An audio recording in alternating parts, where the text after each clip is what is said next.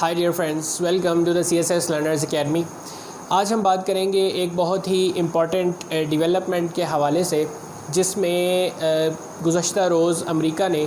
یہ اعلان کیا ہے کہ جو پابندیاں ایران کے اوپر لگائی جا رہی تھیں ان پابندیوں کو دوبارہ سے رینیو کیا جا رہا ہے۔ اچھا، اس میں جو اہم بات ہے وہ یہ ہے کہ امریکی پابندیاں کوئی نئی بات نہیں ہے۔ سال 2017 میں جب امریکی صدر ڈونلڈ ٹرمپ نے یہ اعلان کیا کہ ہم ایران نیوکلیئر ڈیل سے نکل رہے ہیں، تو اس کے ساتھ ہی ایران پر امریکہ کی طرف سے پابندیاں عائد کر دی گئی تھیں۔ پچھلے 3 سال کے عرصے میں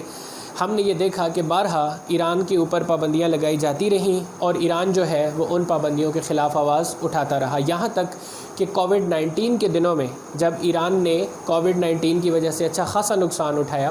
اور جو میڈیکل سپلائز تھیں ان کے اندر ڈسرپشن آئی اور بہت سارے مسائل ایران کو فیس کرنے پڑے، یہاں تک صورتحال ہو گئی کہ ایران نے IMF سے $5 بلین قرضہ لینے کی درخواست کی، لیکن امریکہ کے پریشر کی وجہ سے ایران کو وہ قرضہ نہیں دیا گیا اور ایران کے اوپر جو اقتصادی پابندیاں لگی ہوئی تھیں ان میں بھی مزید اضافہ کر دیا گیا۔ تو مقصد یہ ہے بات کرنے کا کہ امریکہ کی طرف سے جو پابندیاں ہیں وہ کوئی نئی بات نہیں ہے، وہ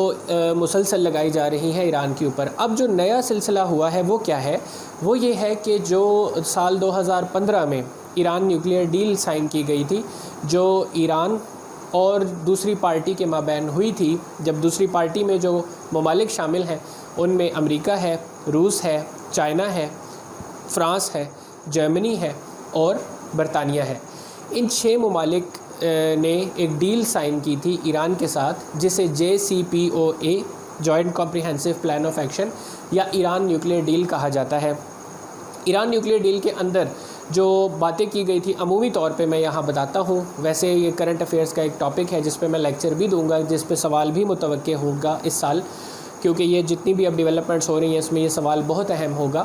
تو اس میں یہ ہے کہ نیوکلیئر ڈیل بنیادی طور پہ کیا تھی؟ وہ یہ تھی کہ ایران کا جو نیوکلیئر پروگرام ہے، ان کی جو 3 نیوکلیئر فیسلٹیز ہیں، ایک جو ہے وہ نٹانز میں ہے، دوسرا عراق میں ان کا ایک ہیوی واٹر پلانٹ ہے اور ایک فورڈو کے مقام پر ہے، جہاں جو نیوکلیئر فیول ہے اس کے ذریعے ویپنز گریڈ ٹیکنالوجی پر کام کیا جاتا ہے۔ تو اس ڈیل کے تحت یہ کہا گیا تھا کہ ایران کی جو یورینیم انریچمنٹ ہے اس کو ایک ایسے لیول تک رکھا جائے گا کہ وہ ویپن گریڈ تک نہ جا سکے، یعنی ایران کسی بھی صورت میں جوہری ہتھیار بنانے کے قابل نہ ہو سکے، البتہ سویلینز پرپس کے لیے نیوکلیئر ٹیکنالوجی کو یوز کرنے کا جو حق ہے اس سے بھی ایرانین عوام کو محروم نہ رکھا جائے۔ لہٰذا یہ ڈیل سائن کی گئی 2015 میں، جو کہ ایک واقعی ہی ایک لینڈ مارک ڈیل کہی جاتی ہے کہ بین الاقوامی ڈپلومیسی ہے اس کا ہم نے یہ ثبوت دیکھا کہ اس طریقے سے ایک ایسا ملک جس کو پچھلے 40 سال سے انٹرنیشنل سسٹم سے باہر رکھا گیا تھا، اس کو انٹرنیشنل سسٹم میں شامل کیا گیا، ان کے اوپر جو اقتصادی پابندیاں اقوام متحدہ کی طرف سے عائد کی گئی تھیں وہ بھی ہٹائی گئیں، اور اس کے ساتھ ساتھ ایک جوہری ایران کا جو ایک ڈر اور خوف ہے اس سے بھی نبرد آزما ہو گئے۔ لیکن 2017 میں جب ایران نیوکلیئر ڈیل کو ختم کر دیا امریکہ نے، تو اس کے بعد سے دوبارہ سچویشن جو ہے وہ کافی حد تک خطرناک ہو چکی ہے۔ اب یہ جو پرسوں اناؤنس کیا گیا ہے امریکہ کی طرف سے، اور کہا یہ جا رہا ہے کہ اقوام متحدہ کی طرف سے لگائی ہوئی پابندیوں کو رینیو کیا جا رہا ہے، یہ ایک بہت ہی بڑی مسکنسیپشن ہے جس کو نہ صرف اقوام متحدہ نے بلکہ باقی ساری دنیا، خاص کر وہ ممالک جو ڈیل کا حصہ ہیں، وہ اس کو ریجیکٹ کر چکے ہیں۔ انہوں نے یہ کہا ہے کہ اقوام متحدہ کی طرف سے جو ایمبارگو لگایا جا رہا تھا وہ 18 اکتوبر کو ختم ہو جائے گا، لہٰذا یہ کہنا کہ اقوام متحدہ کی طرف سے لگائی گئی پابندیوں کو امریکہ رینیو کر رہا ہے، یہ بذات خود اس طرف اشارہ ہے کہ امریکہ کس حد تک فرسٹریٹ ہو چکا ہے اور کس حد تک آئسولیٹ ہو چکا ہے۔ یعنی اس سے پہلے 2 مرتبہ یہ کوشش کی گئی ہے، امریکہ کی ہی درخواست پر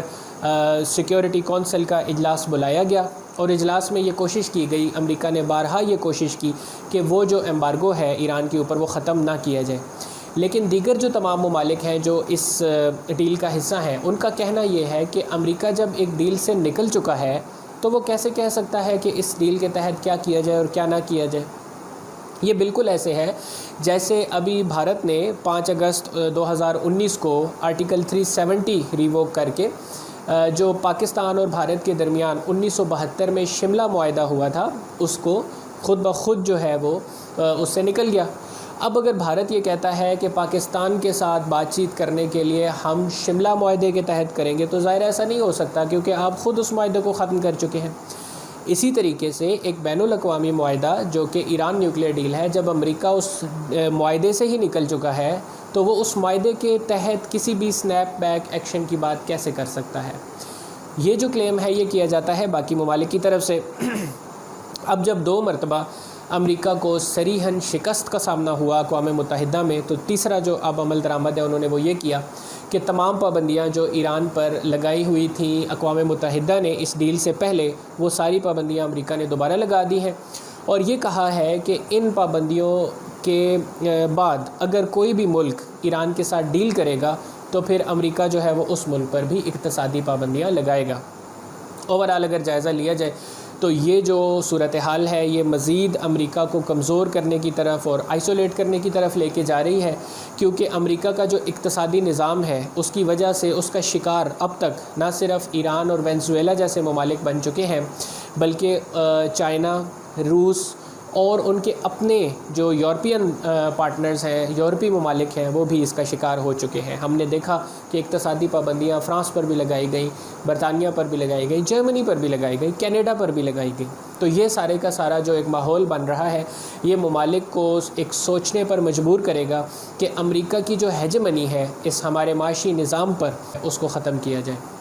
تو یہ جناب اب تک کی امپورٹنٹ اپڈیٹ تھی۔ جنہوں نے چینل کو سبسکرائب نہیں کیا ہے میں کہوں گا کہ آپ چینل کو سبسکرائب کر لیں، کیونکہ اس پر جو انالیسز ہیں، جیسے جیسے کوئی امپورٹنٹ ڈیولپمنٹ نیشنل لیول پر یا انٹرنیشنل لیول پر آتی ہے اس پر میں اپنا انالیسز دے کے آپ لوگوں کو آگاہ کرتا رہتا ہوں، کیونکہ ان میں سے کوئی بھی چیز، بعض اوقات ایسا ہوتا ہے کہ لیکچرز میں بہت ساری چیزیں ذہن میں نہیں رہتی ہیں، تو اسی لیے جب بھی کوئی خبر ایسی آتی ہے جو کسی بھی طرح سے آپ کے ایگزام پوائنٹ آف ویو سے امپورٹنٹ ہوتی ہے، اس پر میرے انالیسز ویڈیو ہے جو وہ اپڈیٹ ہو جاتی ہے۔ خوش رہیے، اللہ حافظ۔